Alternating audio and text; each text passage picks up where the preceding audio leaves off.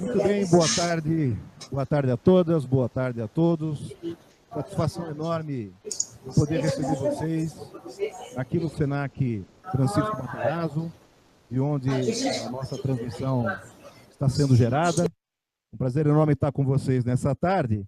Temos um gostoso bate-papo esse que antecede, inclusive, o nosso evento da próxima semana. Quero lembrar que nós estamos aqui do meu ladinho, está com o Pedro Pontual, o professor Pedro Pontual, já falamos um pouquinho mais a respeito dele. Temos também conosco, nesta transmissão online, a professora Dirce e a Suzana Sarmiento, do setor 3. São essas as pessoas que, junto conosco, vão estar conversando, abrindo esse diálogo, portanto, nessa tarde.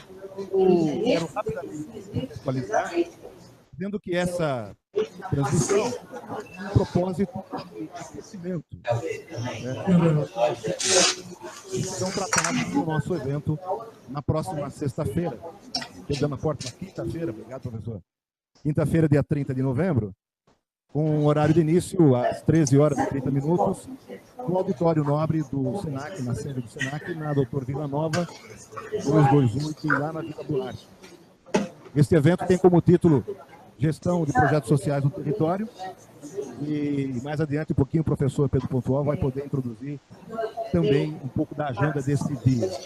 Aos interessados, especificamente, na participação deste evento aqui em São Paulo, basta acessar o nosso site www.sp.senac.br/Francisco Matarazzo, localizar ali o evento que tem este título, Gestão de Projetos Sociais no Território.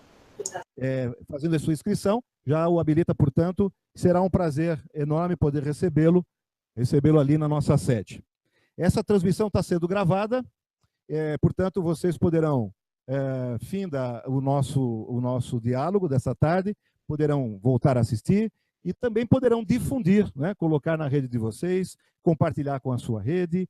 Os professores poderão tratar desses temas em sala de aula com seus alunos, enfim, ficará disponível nesse mesmo link do YouTube. É importante, portanto, dizer para vocês que a gente está numa tarde bastante gostosa. Eu queria já de antemão apresentar a vocês, portanto, a Suzana Sarmiento, que é jornalista da revista eletrônica Setor 3. Rapidamente ela vai fazer aqui uma breve abertura. Depois a gente retoma. Suzana, prazer em ter com você esse contato. Obrigado pela sua presença.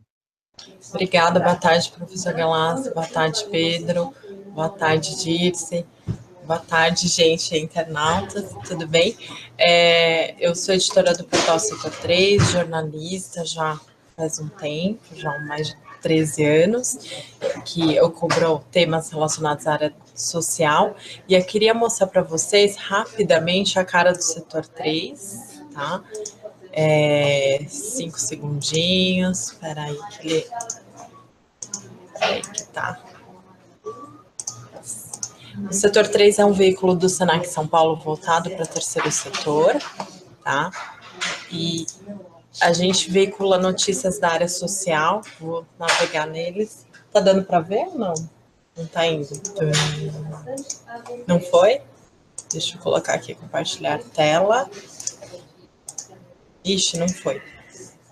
Tá aparecendo agora. O site é www.setor3.com.br. A nossa grande porta de entrada são as vagas de emprego, né?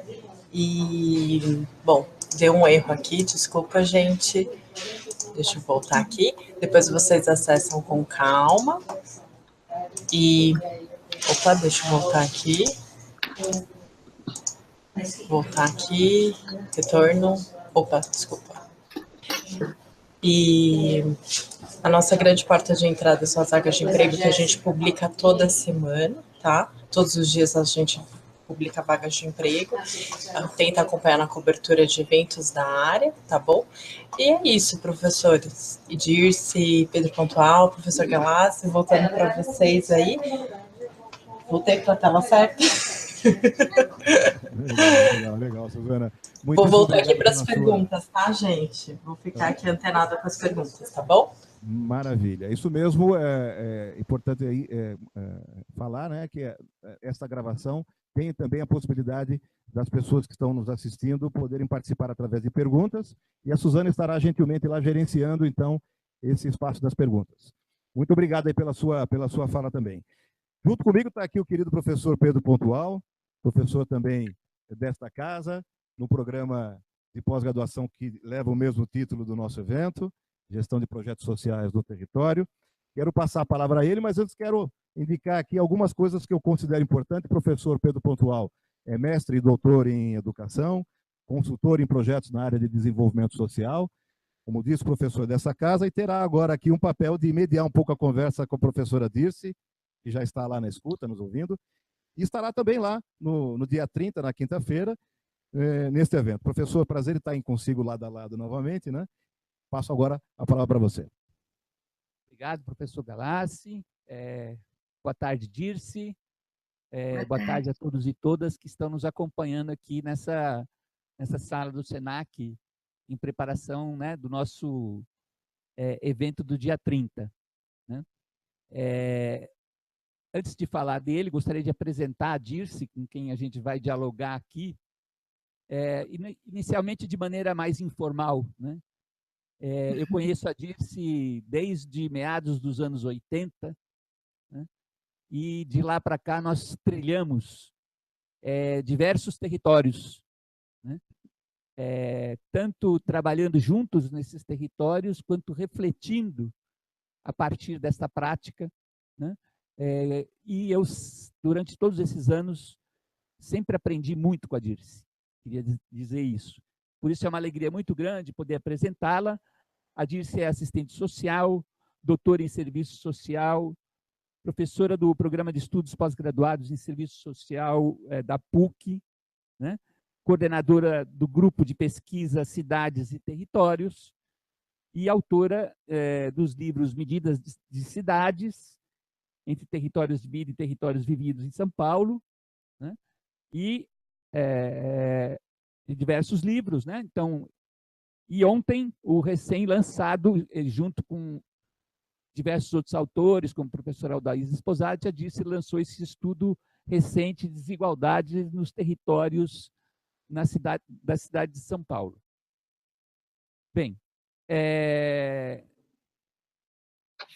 o nosso evento do dia 30, como o professor Galassi anunciou, ele tem a temática da gestão de projetos sociais nos territórios. Né? E ele vai ter duas mesas de diálogo. Né? A primeira, que vai falar um pouco mais do diagnóstico dos territórios, né? Um olhar sobre o território. Né? E a segunda, que vai refletir um pouco mais na ação, né? nos territórios, na ação da gestão pública, ação dos atores sociais. É claro que essas duas dimensões, elas são indissociáveis, a dimensão do olhar e a dimensão do agir. Então, a gente diria que são dois momentos de um mesmo processo. Na primeira mesa de diálogos, nós teremos a presença da professora Dirce Coga, e na segunda mesa, do professor Américo Sampaio, que é coordenador executivo do Movimento Nossa São Paulo, que recentemente lançou um estudo sobre o mapa das desigualdades sociais na cidade de São Paulo. Bem, Dirce, iniciando a nossa conversa aqui, né, eu penso que essa temática da gestão de projetos sociais nos territórios, ela é de extrema importância, porque por muitos anos, né, nós tivemos nesse país a produção de indicadores para as políticas públicas que não faziam esse olhar para o território. Depois, né, começou a haver, claro, que um olhar para os territórios. Eu diria que hoje já se tornou até um certo consenso de que é necessário se trabalhar nos territórios, políticas públicas, mas há distintas maneiras, né, de olhar esses territórios. Né? E que essas distintas maneiras de olhar esses territórios, elas geram maneiras distintas de agir. Né? Então, o que eu acho que a gente gostaria de te ouvir um pouco para iniciar esse diálogo, né, é tendo como norte, né, isso que sempre norteou as tuas reflexões, as tuas ações, que é a superação das desigualdades sociais e das distintas discriminações sociais nos territórios, né, quais seriam, né, as condições para se conhecer melhor os territórios do seu ponto de vista, né, e como se pode chegar mesmo a conhecer o cotidiano desses territórios? Podia nos falar um pouquinho da tua experiência, da tua reflexão em torno disso, Dirce? Claro. Bom, boa tarde a todos e todas. Boa tarde, Pedro, Galassi, Suzana. Enfim, eu queria dizer que é muito bom a gente estar nessa tarde de sexta-feira ensolarada em São Paulo, conversando sobre a cidade de São Paulo e os seus territórios e, na verdade, o tema da cidade, né, a partir desses estudos que a gente vem desenvolvendo, que eu acho que, Pedro, que você coloca realmente, eu acho que é muito desafiador, né? Primeiro porque a gente vive num país de dimensão continental, então só isso já coloca um enorme desafio para a gente pensar territórios nesse território continental, né? Só em número de cidades, nós somos 5.570 cidades. E o que os estudos que nós temos desenvolvido têm apontado é a importância de conhecer essas cidades a partir da sua escala intraurbana. Quer dizer, o município, por menor que ele seja, né, seja em extensão territorial ou populacional, ele expressa o modelo de desigualdade que impera no nosso país, que é um modelo que vem desde os tempos coloniais, em que nós temos, então, realmente um modelo desigual, né? Acho que o desafio, quando a gente pensa em como tratar dessas desigualdades nas políticas públicas,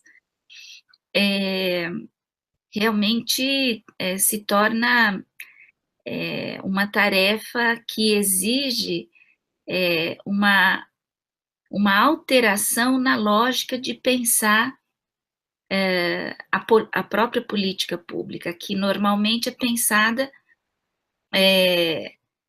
no território como um espaço onde eu vou incidir minha ação, onde eu vou aplicar a política pública. Então, o território, ele na minha visão, eu acho que ele tem sido mais utilizado como o lugar da chegada da política pública e menos o lugar do ponto de partida da política pública. Eu acho que essa é a grande inversão que nos desafia num país altamente desigual, com uma diversidade também sociocultural extremamente rica, né? Mas que normalmente as nossas políticas elas não têm considerado nem a desigualdade e eu diria também nem a diversidade sociocultural, né? Então, nossas cidades e os seus territórios são tratados de forma extremamente homogênea, né?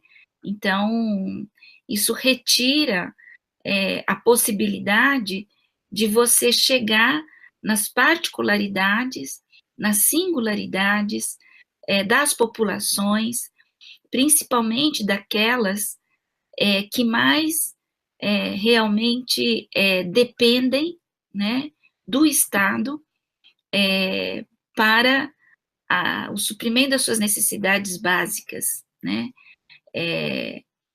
E simplesmente eu acho que nas políticas sociais, o único critério que tem se colocado é o critério do corte de renda, né? Então, corte de renda serve como o indicador para determinar quem tem ou não direito, né? Aos serviços, aos benefícios, aos programas, né? E acho que isso termina, então, homogeneizando aquilo que seria a demanda para as políticas públicas, né? Sem considerar os contextos em que as pessoas, as famílias, os cidadãos estão inseridos. Você estava falando na questão da importância de reconhecer essas especificidades de alguns territórios, né? Em geral, né, na maioria dos casos de mapeamentos, pesquisas, né? O perigo de deixar isso muito no geral e não especificar, né? E o especificar contribui muito na construção de políticas públicas, né? Nós, jornalistas, adoramos números, que nem todos já sabem, já. E aí, professora, fala um pouquinho mais sobre esses riscos da gente não ver, e muitas vezes nos estudos, não mergulharem esses dados mais específicos, né? Então, acho que é uma boa pergunta. Existe sempre um risco quando você trabalha com indicadores médios, né, da cidade. Então, é muito comum diagnósticos, algumas pesquisas tratarem os dados da cidade de uma forma mais genérica e não territorializada. Não tem problema algum a gente ter essa dimensão, né, mais da cidade, mas eu acho que nós não podemos nos satisfazer só com essa escala, uma grande escala do município, né? Justamente porque no interior do município você também tem diferenças e desigualdades, né? Como eu disse anteriormente, então, desigualdade não nada mais do que a concretização do modelo de desigualdade que era no nosso país. A gente sabe que é difícil, principalmente para os municípios de fora, tentarem fazer esse tipo, né, de mapeamento, mas eu, ao mesmo tempo, acho que é necessário, né? Então, você trabalhar outras escalas, que sejam escalas mais finas, que possibilite você conhecer melhor a dinâmica interna de cada cidade, mesmo as relações que a cidade estabelece com outras cidades. É muito comum, nas áreas de fronteira das cidades, por exemplo, você estar mais próximo do centro do seu município vizinho do que do seu próprio. Isso é muito comum acontecer. E aí começa a ver o conflito com as políticas públicas, daí a importância da gente cartografar e localizar onde as pessoas vivem, como é que é a dinâmica de circulação das pessoas. Escolas, por exemplo, situadas em áreas de fronteira de município, é muito comum você receber demanda dos dois municípios, né? Agora, as nossas políticas tendem a confinar os cidadãos ao município de sua residência. Eu acho que isso é uma coisa que precisa ser revista. As políticas, seja de educação, de saúde, de assistência social, de habitação, nós precisamos pensar mais como são as relações que as pessoas estabelecem entre os seus territórios, né? Porque eu acho que é essa dinâmica que precisa ser olhada para que, de fato, as pessoas consigam acessar os seus direitos, né? Agora, o problema é esse, como nós trabalhamos nas políticas com uma lógica de território, que é um território administrativo, né? Não é um território vivo, é um território dividido segundo a visão de cada política. Isso também é terrível, né? Cada política divide a mesma cidade do seu jeito. A política de educação tem uma divisão, a política de saúde tem outra, a assistência social tem outra. E cabe ao cidadão, resta ao cidadão, ele, em cada política, ele é tratado de uma forma. Porque para cada política ele tem pertence a um território diferente. Embora ele more no mesmo lugar. Mas cada político quer, de forma diferente, que divide o território de forma diferente. Então, daí a importância da gente pensar o território na política pública como um elemento que ele seja, na verdade, um facilitador do acesso e não um dificultador, né? Porque eu acho que o que a gente tem mais assistido é esse território administrativo acaba, então, determinando os diferentes graus de acesso da população, né? Ótimo, Dirce, bacana. Eu queria só puxar uma pergunta que tem a Lucivana Saraiva, se não me engano, ela é do Senac Votuporanga. Deixa eu ler aqui, gente, rapidinho que eu vou virar o rosto, que não tem como eu não virar, tá? Ela pergunta para a professora Dirce: a partir da sua fala, então, pegar o território como ponto de partida das políticas públicas. Tá me ouvindo bem, Dirce? Tô sim. Ótimo, vocês estão me ouvindo bem, né? Então vamos lá. 5 segundinhos. Para a professora Dirce, apesar de sua fala, então, pensar no território como ponto. Como ponto de partida das políticas públicas no âmbito da política de assistência social, que queiram talvez os percursos metodológicos necessários para considerar os contextos territoriais nos serviços da PSE média complexidade. E aí, professora Dirce, a senhora entendeu a pergunta? Lucivane, bom, primeiro, obrigada aí pela participação aí de Votuporanga. Eu estou tentando entender que você está remetendo à questão do território como ponto de partida, né, e para a proteção social, né, e aí você está dizendo, no caso, para a política de assistência social, como é que fica o território como ponto de partida em relação à proteção social especial, né? Porque só para esclarecer brevemente, na assistência social, proteção social básica, ela de fato tem no território a sua grande referência de acesso aos serviços e benefícios, né? Tanto que são os serviços no território com uma referência nos CRAS, nos Centros de Referência e Assistência Social, que a proteção básica, ela se organiza no território, né? A partir do CRAS e junto com os demais serviços daquele território. No caso da proteção especial, a proteção especial, ela vai lidar mais com situações de risco, né, social, que não necessariamente são situações localizadas, né? Então, por exemplo, uma situação muito emblemática é a população em situação de rua, né? Que é uma população nômade.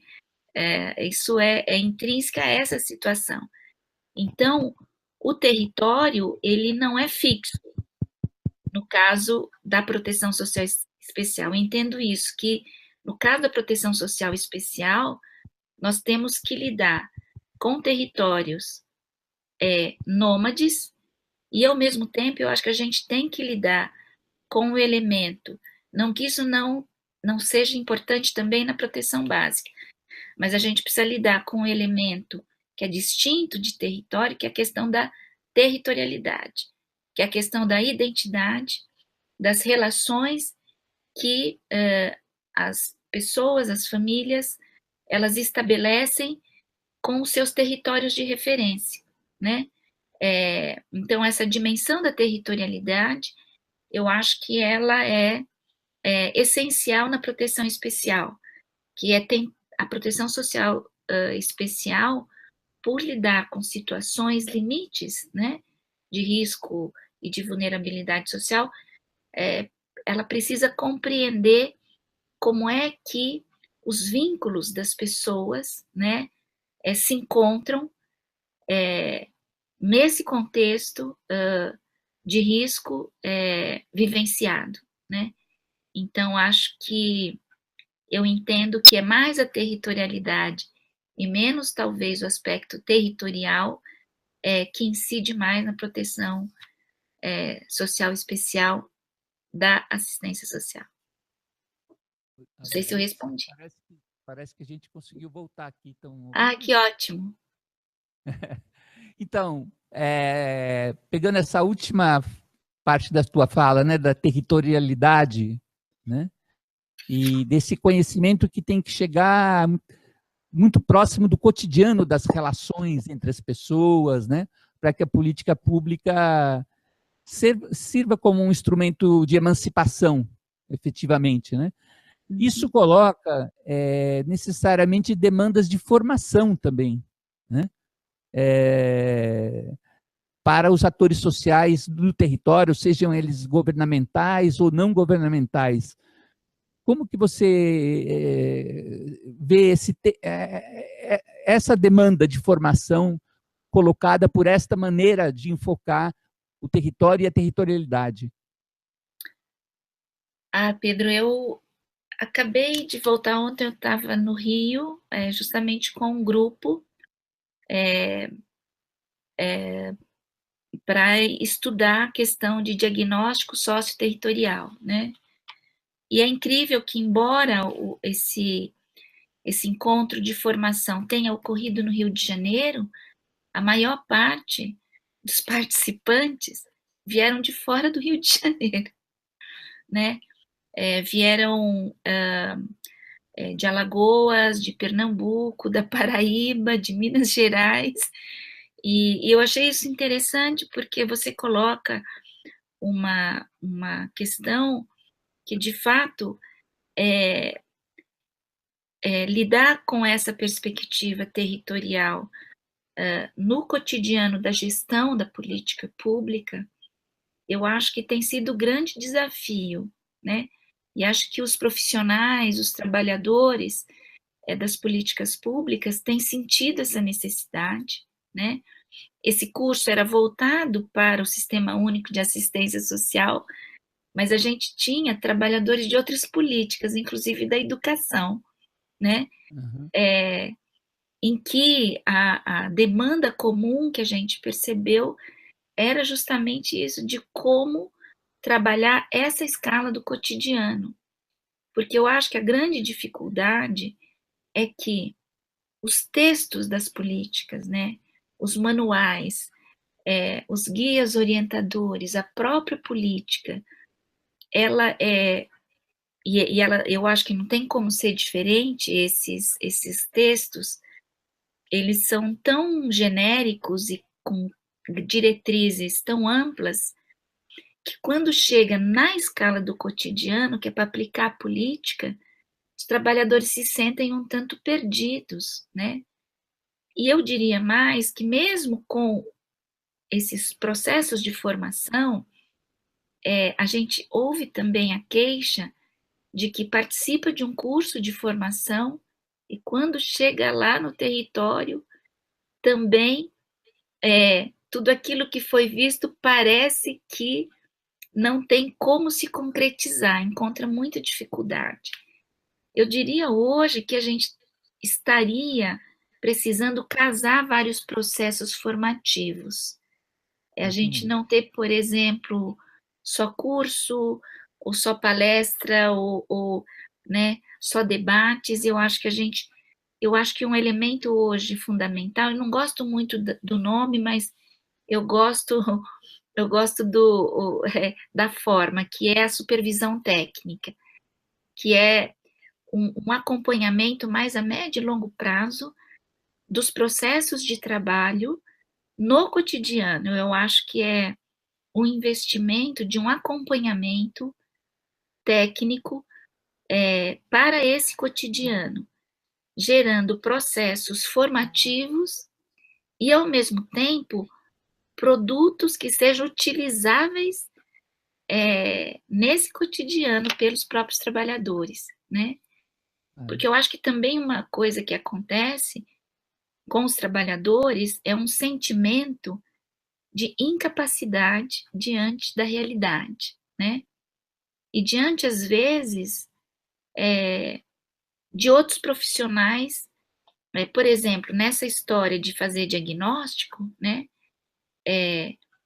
Assistente social se sente muitas vezes incapacitado para fazer, porque mexe com muito número, com muita informação, e isso na nossa formação tem algumas lacunas.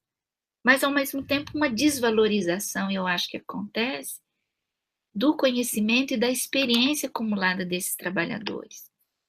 Eu acho que ainda os nossos processos formativos, por mais que enfatize, inclusive, a participação, eles acabam sendo processos ainda verticalizados, com pouca escuta do que realmente acontece e do que realmente é a experiência cotidiana dos trabalhadores no seu serviço, no programa, enfim, na sua atuação, né? Eu acho que o nosso, vamos dizer, a nossa dinâmica de fazer processos formativos ainda é aquilo que Paulo Freire dizia de uma educação bancária, né? Exatamente. A gente ainda tem muito uma relação de depositar informações nas pessoas. Falta uma relação, como diria o próprio Paulo Freire, mais dialógica, né? Mais dialógica. E dialógica de verdade, né? De verdade, claro. De verdade, porque às vezes a gente faz perguntas que não são perguntas-chave, né?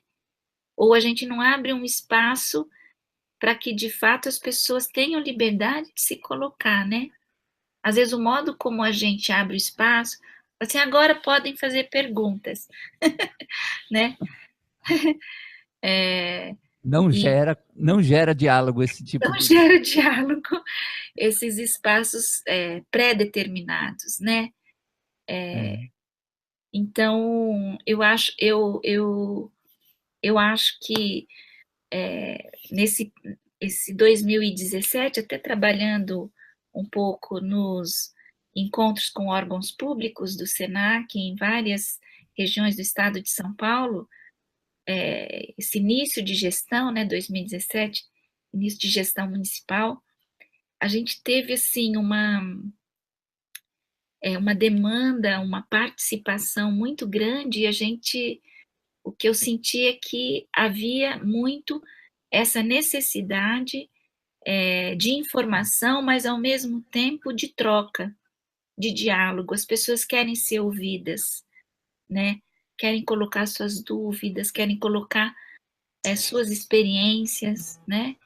E a gente tem pouco espaço para isso. Fale, Suzana.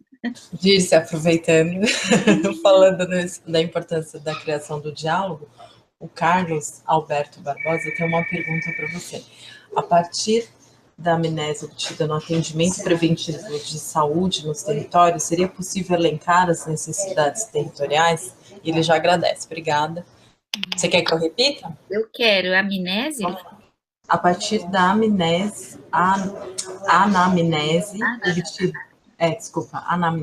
obtida no atendimento preventivo de saúde nos territórios, seria possível elencar as necessidades territoriais? Então, eu conheço pouco, mas eu entendo que essa anamnese, ela está relacionada a um diagnóstico, né? A uma leitura da situação vivenciada pela pessoa que está demandando o serviço. Eu acho que é muito possível, Carlos, a gente introduzir, né, a questão territorial mais nessa dimensão dos vínculos das pessoas com seus lugares, né? E que podem ser, inclusive, lugares não físicos, podem ser lembranças, podem ser memórias afetivas que as pessoas guardam, né? Pode ser territórios distantes, o território da infância, né? Ou até uns territórios dos desejos, eu digo, porque todos nós temos desejos de estar, às vezes, e conhecer outros lugares, né? E a nossa população, a população brasileira, ela tem poucas possibilidades de acessar outros lugares, que não sejam aqueles mesmos lugares, né? Ou o lugar da residência, o lugar do trabalho, o lugar do estudo. Bem, Dirce, essa nossa conversa podia seguir muito à frente, né? Mas, na verdade, ela é um convite, né, aos que estão participando, né, aqui no Hangout, aos que terão acesso, né, a esse vídeo, para o nosso evento do dia 30. Então, eu queria te fazer uma pergunta final, e para que você também faça suas considerações finais, né? Assim, disso tudo que você nos apresentou aí sobre essa novo olhar sobre o território, que pode ser um instrumento, como você disse, facilitador, né, para políticas públicas e para a gestão pública, como você sintetizaria isso numa expressão, numa frase, para ficar muito claro para as pessoas? Bom, Pedro, eu diria o seguinte, que vamos partir do chão para a gestão. Eu acho que é esse o movimento que talvez possa dar novos sentidos para a gente pensar políticas sociais que de fato considere o território não apenas o ponto de chegada, mas de partida das políticas públicas. É isso. Legal, muito obrigado, Dirce. Eu que agradeço. E eu queria, então, dizer que esse nosso diálogo aqui será feito de forma ampliada e ao vivo, né? No dia 30, começando às 13h30, lá no SENAC da Dr. Vila Nova, com a participação da professora Dirce Koga, do professor Américo Sampaio, do professor Galassi, a minha participação, e queremos contar com a presença de vocês. E para fazer o encerramento desse nosso Hangout, eu passo a palavra novamente para o professor Galassi. Perfeito, professor, obrigado. Né? Eu só tenho que agradecê-lo pela disponibilidade, também a paciência aqui, mas a alegria de estar consigo. E o convite está mais do que feito, quero reforçar aqui, dia 30 estamos juntos novamente, será de fato uma oportunidade muito gostosa. Antes de encerrar aqui a nossa gravação dessa tarde, que repito, ficará disponível para o acesso de todos, Quero já de imediato agradecer a Suzana do Setor 3, que está lá na base, na sede do SENAC, e foi ali a nossa parceira na gestão das perguntas. Queria te passar a palavra, Suzana, aí para as tuas palavras finais, por favor. Oi, professor Galassi. Oi, Dirceu. Oi, Pedro Pontual. Obrigada. Foi muito bacana, Rica, essa introdução ao tema, né? Pré-debate, já para aquecer para o nosso encontro no dia 30. E, claro, aproveitar esse espaço também para fazer minha propaganda do Setor 3. Então, acessem www.setor3.com.br e também temos o canal no Twitter, @portalsetor3, tá bom? E até mais tarde, até dia 30. Obrigada para todo mundo aí, boa tarde, até dia 30. Valeu. Valeu, Suzana, muitíssimo obrigado. Agradecendo mesmo de coração aí a tua parceria de sempre e a tua presença aí com a gente. Então, nos encontramos lá certamente dia 30. Bom, e aqui antes de fazer o encerramento, antes da gente já deixar aqui o nosso abraço a todos, o agradecimento muito gostoso, afetuoso para aqueles que puderam estar conosco nesse momento, aí, não só pelo território nacional, mas também já tivemos informação aí do território global, né, professora Dirce? Já tem informações de participação global. Nos deixa bastante feliz com toda essa participação, deixar que estamos à disposição, portanto, o nosso agradecimento a vocês, mas um agradecimento em particular, eu queria aqui registrar antes de a gente sair, é aquela história, né? Sempre quem está por trás da câmera, sempre nos ajudando bastante, aqui vocês não estão vendo, mas eu estou contando com a participação do professor Wesley, aqui da unidade do SENAC da Francisco Matarazzo, tem sido um parceiro dos mais fortes e poderosos aqui da unidade. Wesley, eu quero registrar aqui o meu agradecimento pessoal a você, não só por essa tarde, mas por toda a parceria que você tem tido.